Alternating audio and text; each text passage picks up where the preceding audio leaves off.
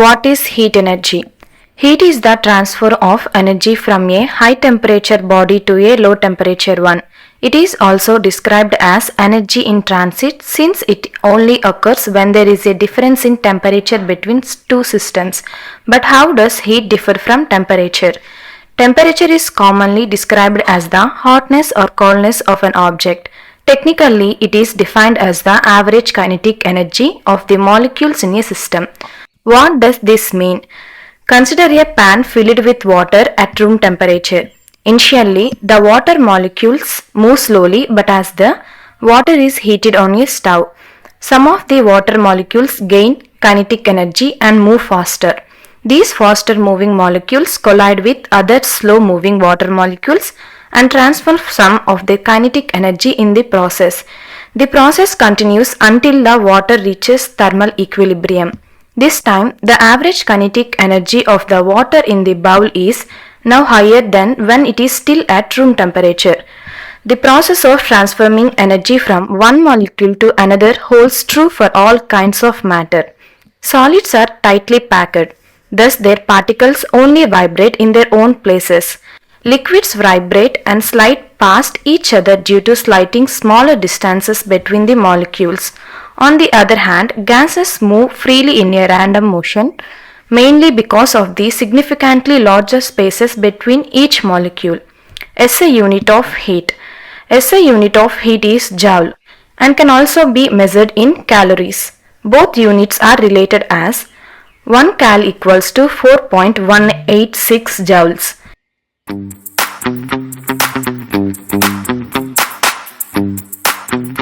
Heat transform. Heat can transform between different bodies or between different body parts.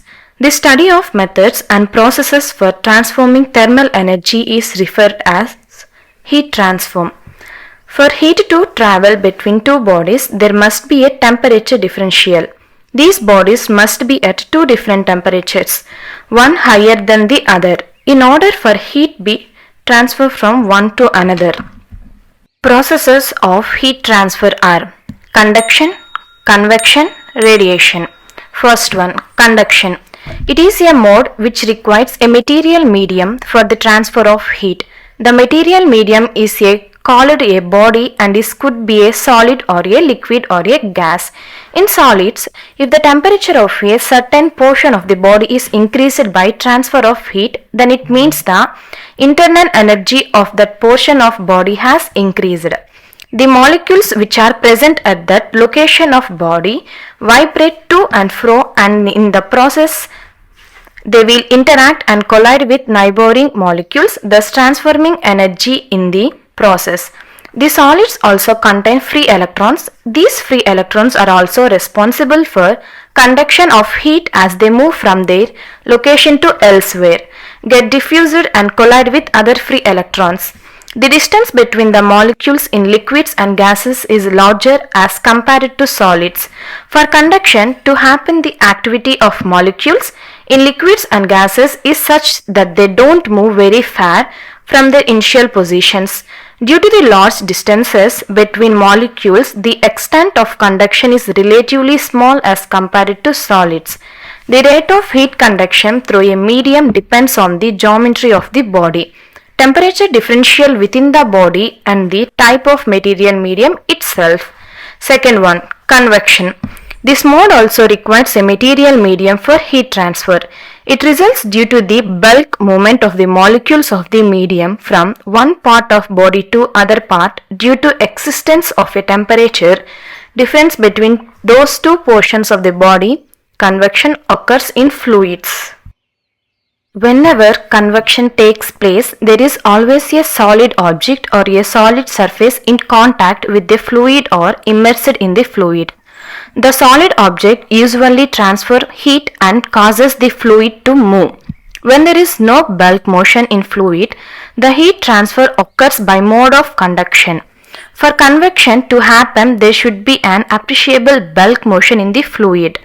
Convection is called forced convection if the fluid is forced to flow over the solid or around the solid by external means such as fans, pumps or blowers.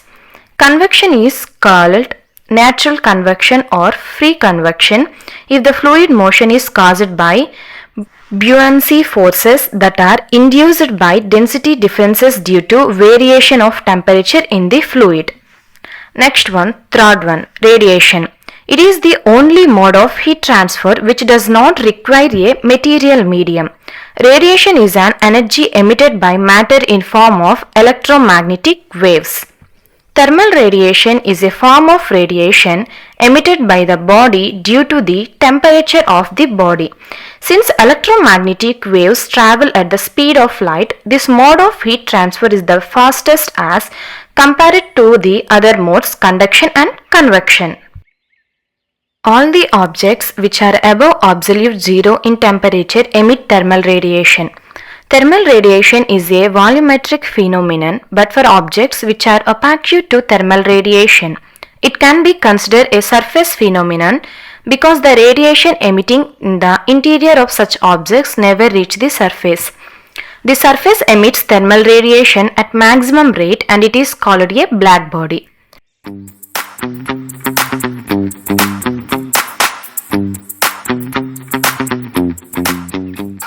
Superheat and subcooling, sensible and latent heats made simple.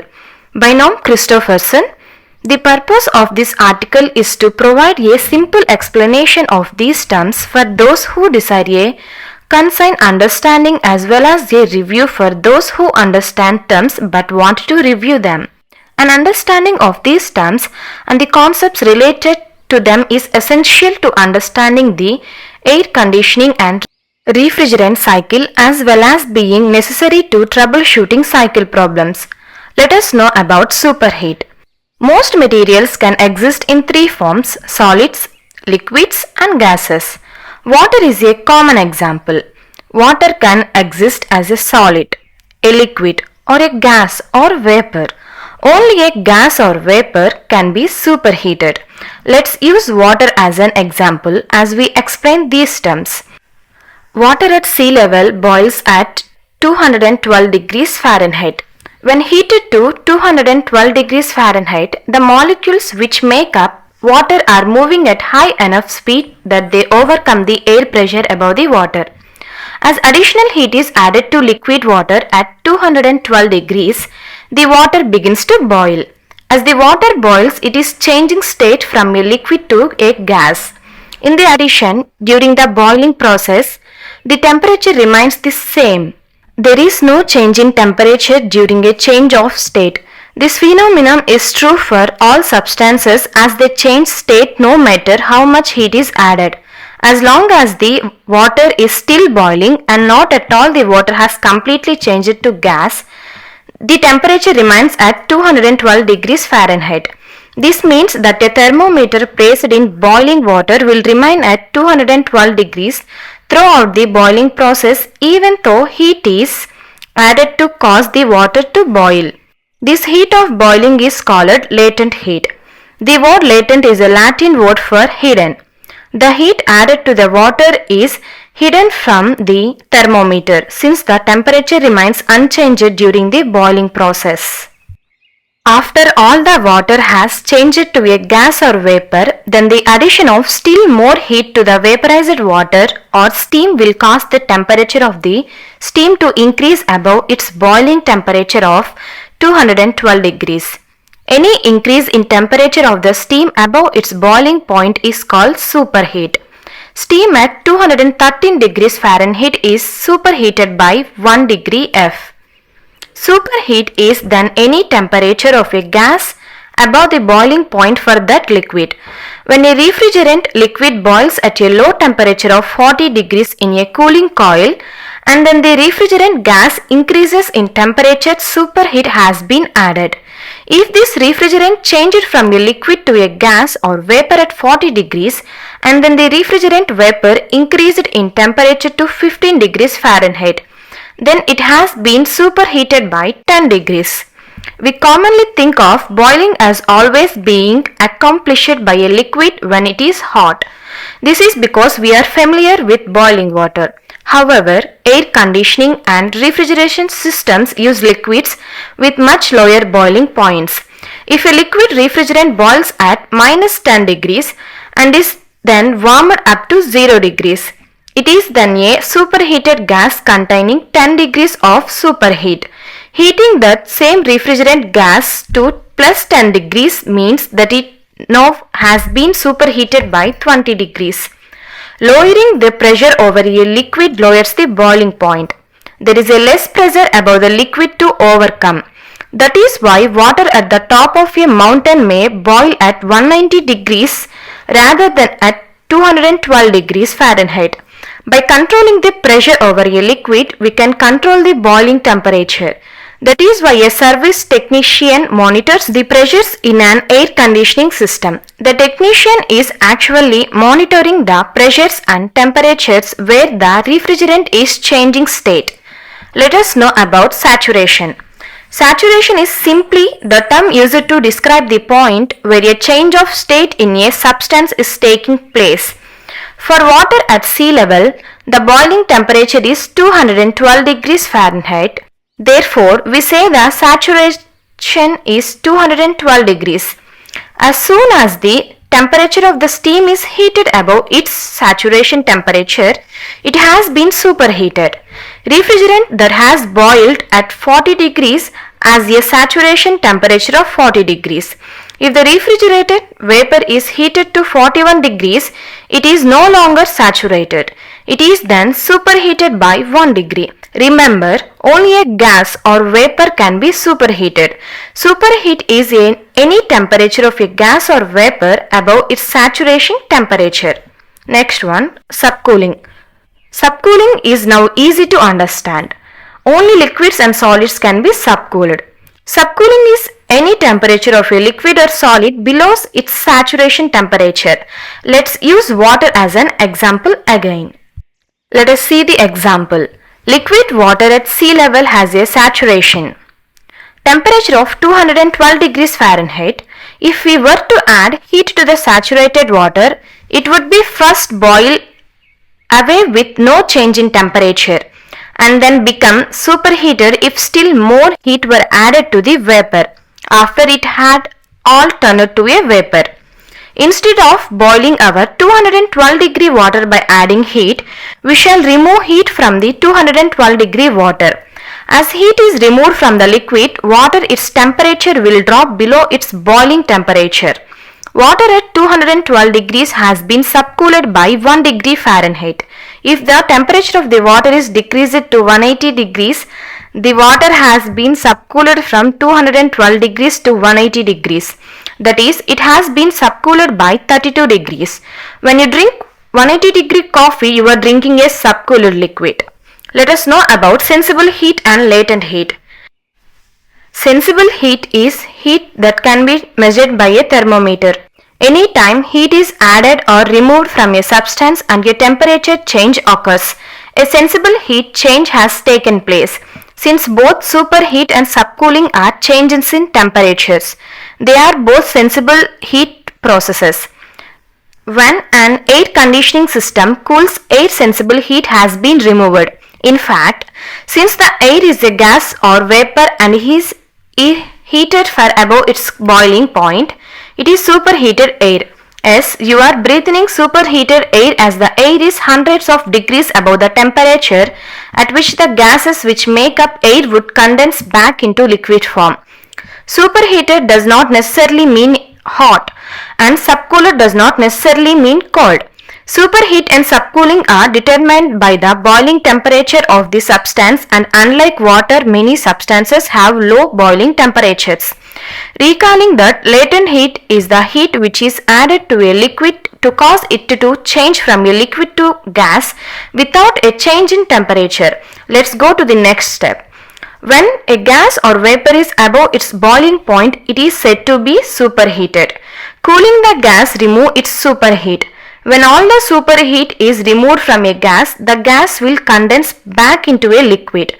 The heat removed from a saturated gas to allow it to condense back into a liquid is once again latent or hidden heat and is not a sensible heat process.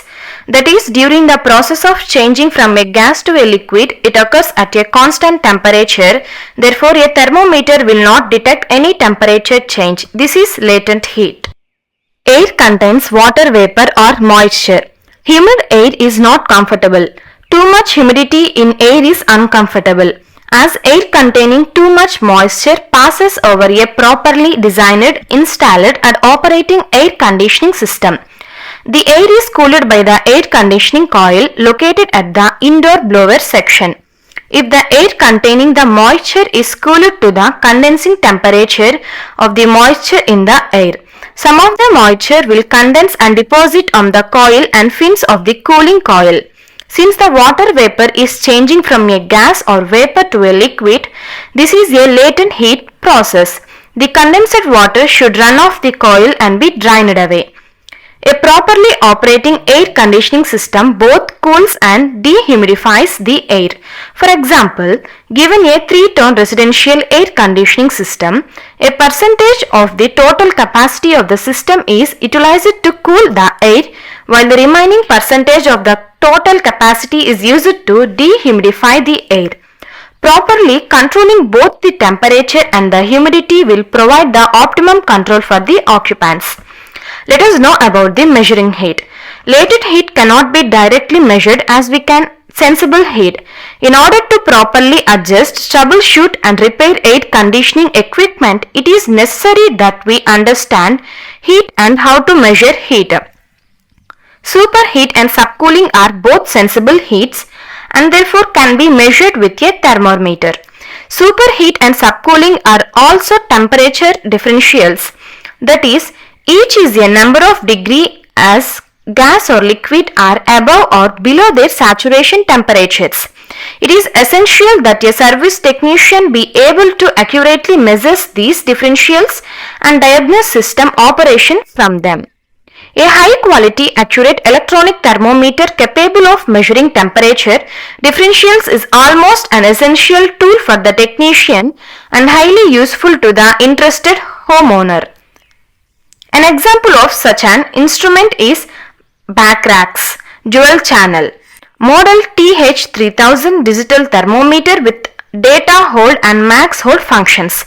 Another very useful digital thermometer capable of performing additional air quality test functions is HVaC Comfort Check 100 and 200 model indoor air quality analyzers.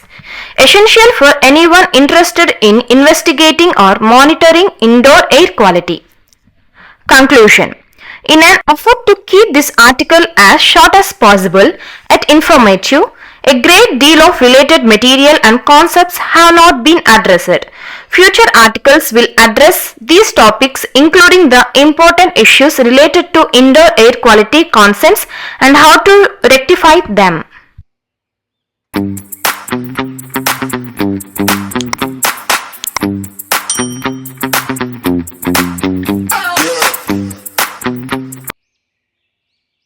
So friends, heat of energy గురించి అయితే తెలుసుకున్నారు కదా. ఇది ఎందుకు explain చేయడం అది జరిగిందంటే, రీఫ్రిజిరేషన్కి సంబంధించి అర్థం చేసుకోవాలనుకుంటే హీట్ ఆఫ్ ఎనర్జీ అనేది వెరీ వెరీ ఇంపార్టెంట్ లెసన్ కాబట్టి మీకు బేసిక్ అయితే ఎక్స్ప్లెయిన్ చేయించడం అయితే జరిగింది. సో ఫ్రెండ్స్, మీకు ఎవరికైనా రీఫ్రిజిరేషన్స్ కోర్సు నేర్చుకోవాలనుకున్నట్లయితే మన ఛానల్ని సబ్స్క్రైబ్ చేసి సపోర్ట్ చేశారంటే తెలుగులో వీడియోస్ కూడా పెట్టడం అయితే జరుగుతాయి. అదేవిధంగా ఇప్పుడు ఈ మోటార్ చూస్తున్నారు కదా, ఇది వచ్చేసి 1/4 బ్లోయర్ మోటార్. బ్లోయర్ మోటార్ అంటే డీజే సెట్లకి కలర్ఫుల్గా అంటే రంకాయితల ఎగరవేయడానికైతే ఈ మోటార్ని అయితే ఉపయోగిస్తాము. ఇది వైండింగ్ వచ్చేసి మనకి చాలా తక్కువ టన్స్ అయితే ఉంటాయి, గేజ్ కూడా తక్కువగా ఉంటుంది.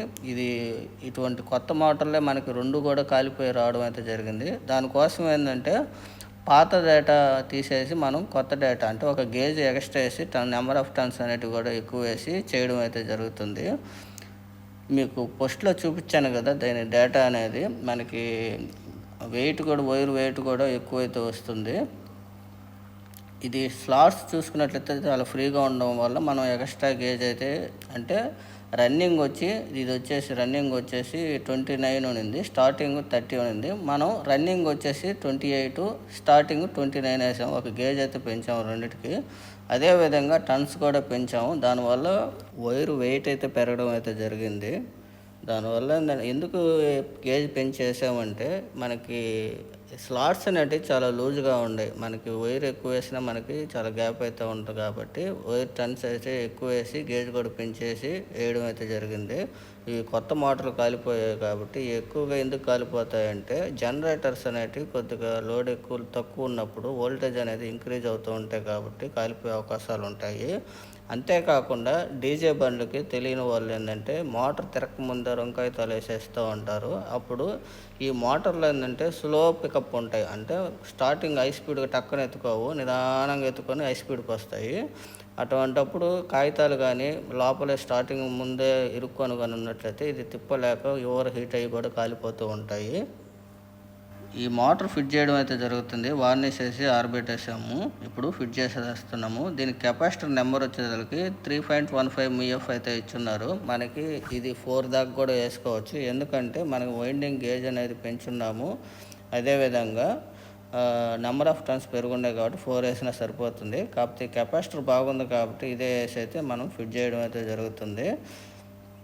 చూద్దాము పికప్ ఎలా ఉంటుంది అనేది. పికప్ కానీ తగ్గినట్లయితే మనం 4 MF కెపాసిటర్ వేసి బిగిచ్చేస్తాము.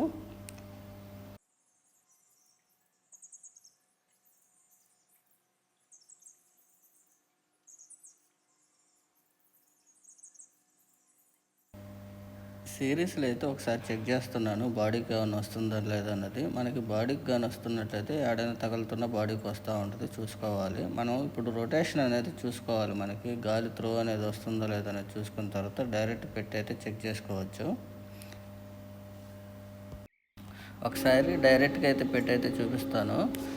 మనకి రొటేషన్ అంతా బాగానే ఉంది. ఒకసారి కొత్త వైండింగ్ చేసినప్పుడు యాంప్స్ ఎంత తీసుకుంటుంది, దాని RPM, దాని స్పీడ్ అన్నీ కూడా ఒకసారి గమనించుకోవాలి. బాయ్ ఫ్రెండ్స్, నెక్స్ట్ వీడియోలో మళ్ళీ కలుసుకుందాం.